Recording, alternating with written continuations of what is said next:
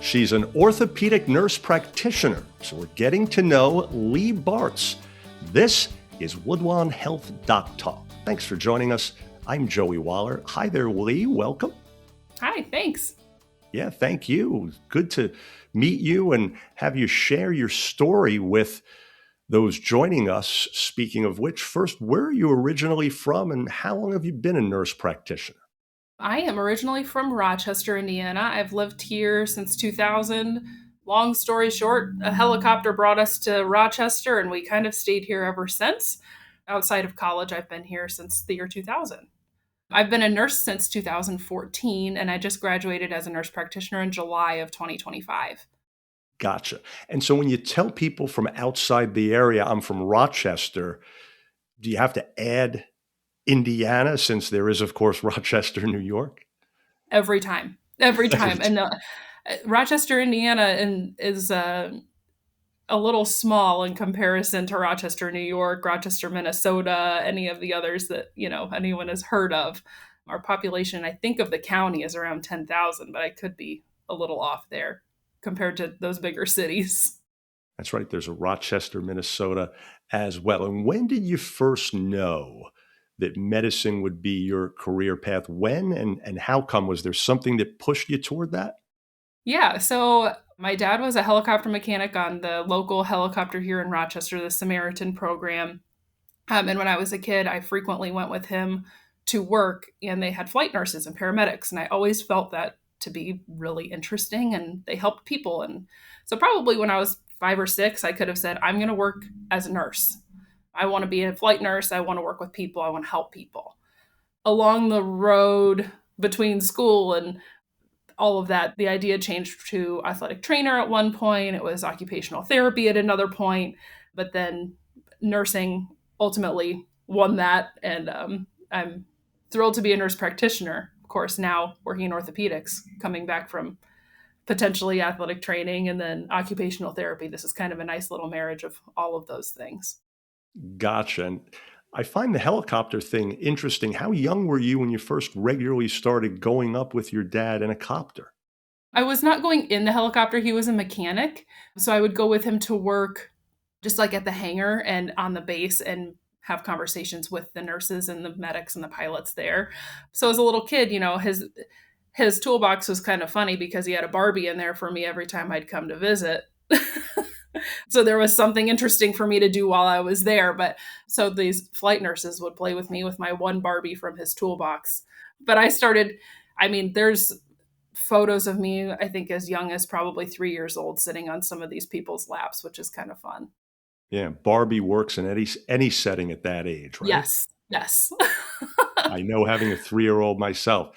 And I just asked about the helicopter because I can remember as a kid myself going up at a young age, and it was not for me. I was pretty nauseous and wanted to come down ASAP. Yeah, flying in them is not my jam. Obviously, flight nurse is not on my resume for a reason. That's kind of where that whole notion started that I wanted to help people. And all growing up through school, I would have said I was going to be a nurse. That's great. And so let me ask you more about orthopedics specifically being your choice, because you mentioned you thought of maybe athletic training. What was it about trying to basically heal people's injuries that made you want to go in that direction? So I feel like the coolest thing about orthopedics is that we can take someone that's coming in with a really specific concern. If it's pain, if it's mobility, if it's like a functional status thing, most of the time we can take people that are having an ailment of some kind and either fix it or make it way better to help them be more independent, walk their daughter down the aisle at their wedding instead of using a cane or something like that. And I feel like that's the most rewarding part of it, is that you're seeing the whole spectrum. We started with one problem, we kind of made some steps, and now we've got, even though the problem may not be completely resolved, we've gotten a huge impact. And you don't see that in every specialty, which I think is kind of, I don't say unique to orthopedics, but a really special thing about orthopedics in general. I would imagine In fact, another thing that would be special about it is that your patients run the gamut. You mentioned someone that just wants to be able to be mobile again, to walk someone down the aisle, right? Mhm. I would imagine there are people like that.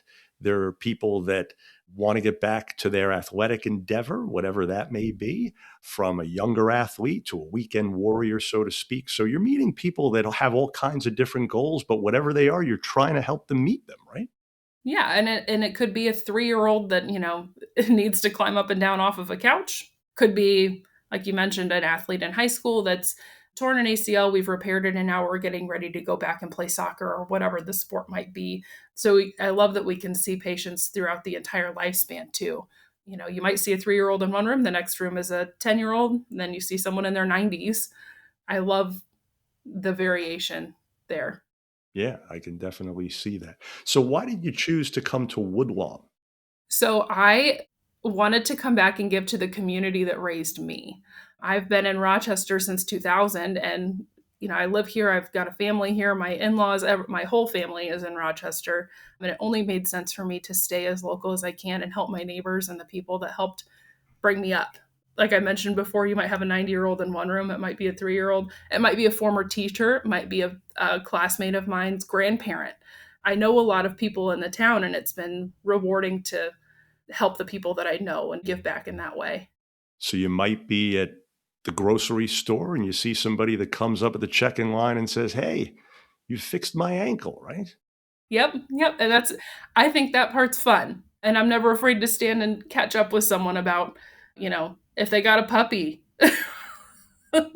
Doesn't have to be about work, right? Right, right, to build those relationships with patients too in ways that are not always just about their health. And speaking of which leads me perfectly into my next question, Lee, which is obviously being someone that's doing this in a rural area presents some unique challenges. So I want to ask you about your favorite thing about rural healthcare. Is it the fact that you're really serving the community in the true sense we just touched on, where you're seeing these people out and about, right? Yeah, I think that's my favorite part of it.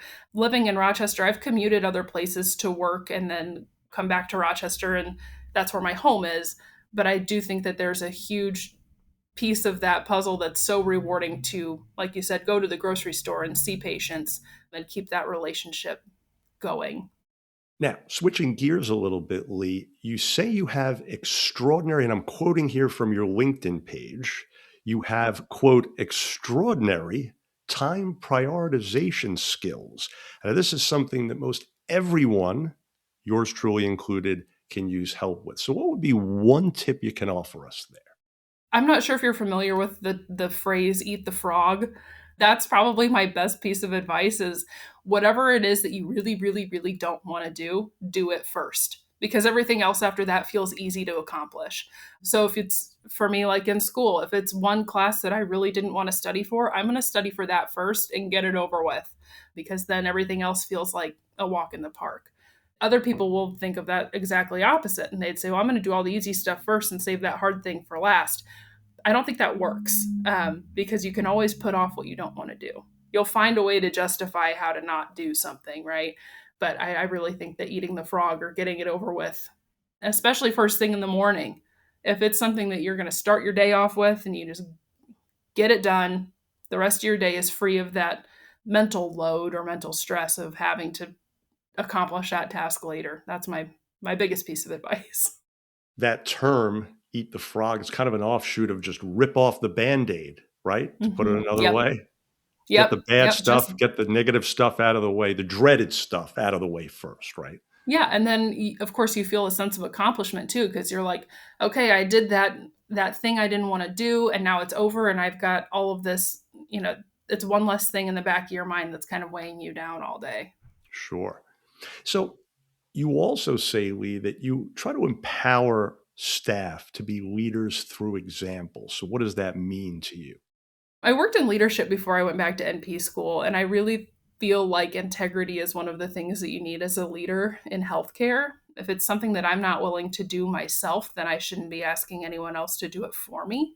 And if if someone needs to see that I'm able to do it, or, just watch me, I'm going to go do it. It's not that hard. Let's get it over with. Kind of like eating the frog, right? So let's go in together and do this task. Or if it's too hard for you, then come in with me and we'll learn how to do it together. I think that having that kind of integrity and doing the right thing, doing that thing with staff is really helpful, especially if somebody might be a little bit anxious. It's the first time they've placed a catheter. It's the first time they've done an IV outside of nursing school or whatever it might be. I think that teaching is really fun, and there's a lot of things that can be done that way when you're empowering other people to, well, if you're scared, let's go do it together, and I'm going to pump you up the whole way. I'm going to be your cheerleader. That sounds great. And it's important, especially when people are starting out, to have mentors and people that are welcoming and make them feel comfortable, right? Mhm. Yeah, I agree. And you're never going to feel comfortable doing something by yourself, especially for the first time. And pretending that you know how to do it isn't helping anyone. You can only fool them for so long, right? Yeah, yeah. Fake it till you make it doesn't work that well in healthcare. I would imagine not. I would imagine not. So, a couple of other things. You're obviously so passionate about what you do, which is great to hear. But when you're away from work, you mentioned you have a family. What do you like to do to unwind? I like to exercise. I like to crochet. We have a dog. I like to take our dog on a walk and just spend as much time outside in nature, unplugged as I possibly can. One of my favorite things to do is leave my phone inside and go outside and do something else. We're coming out of winter, so that my favorite things to do in the winter time that keep us inside. I like to crochet and I like to read. Those are probably the top two things.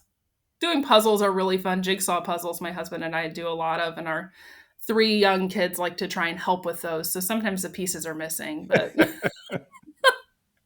I'm sure. I'm sure. yeah, but they're fun either way. Yeah. So you've got some kind of old school interest there, right? Crocheting, puzzles, reading. There are Yeah. people nowadays that don't do a whole lot of reading. So what do you attribute that to? The fact that you like kind of the simple things oftentimes, right? Yeah, I don't know. When I was growing up, my mom started me with cross stitch when I was probably 8 or 9. And that's another thing you don't hear of very often anymore is cross stitch. But I've always kind of been crafty and I have a little bit of a distractible brain. So something to keep my hands busy was always a really good thing for me growing up, just to have something to do with my hands and keep myself busy. And now that I'm an adult, it still kind of holds true. And who doesn't like to get lost in another world in a book? Like sometimes it's just nice to be able to escape your reality, whether it's what you're seeing on the news or if it's something that's going on in your family or work or whatever. You just need to turn your brain off for a little bit and read a book. That's one of my favorite things to do because you can go to a million different worlds through books, even if you can't afford a vacation to wherever you want to go. Sounds both practical and peaceful at the same time, Yes. right? Yeah. And then finally, Lee, in summary here, to kind of put a bow on this, you've mentioned some of the things that you love about your job. If you had to sum it up, what's most rewarding about what you do on a daily basis? What's a great day at work from you when you get home to your husband and your three kids and you look back at your day? I think honestly, even more than providing care to patients is number one, but having those relationships built with patients that make the patient feel like they got something out of the day and I got something out of the day by providing them that care. If I'm able to come home and say, yeah, I really helped that person. And I learned about their granddaughter that's in nursing school or whatever. Building those relationships, I think, is probably my favorite part of what I do. Absolutely. I'm sure it is. Well, folks, we trust you are now more familiar with Leigh Barts. Lee, keep up all your great work. Enjoy those puzzles and that crocheting and reading, of course. Really sounds like a great way to spend a day. I might do some of that this weekend. And thanks so much again. Great to meet you. Oh, thanks, Joey. Thank you. And for more information, please visit woodlawnhospital.org/orthopedic and sports medicine. If you found this podcast helpful, please do share it on your social media. I'm Joey Waller. Thanks so much again for being part of Woodlawn Doc Talk.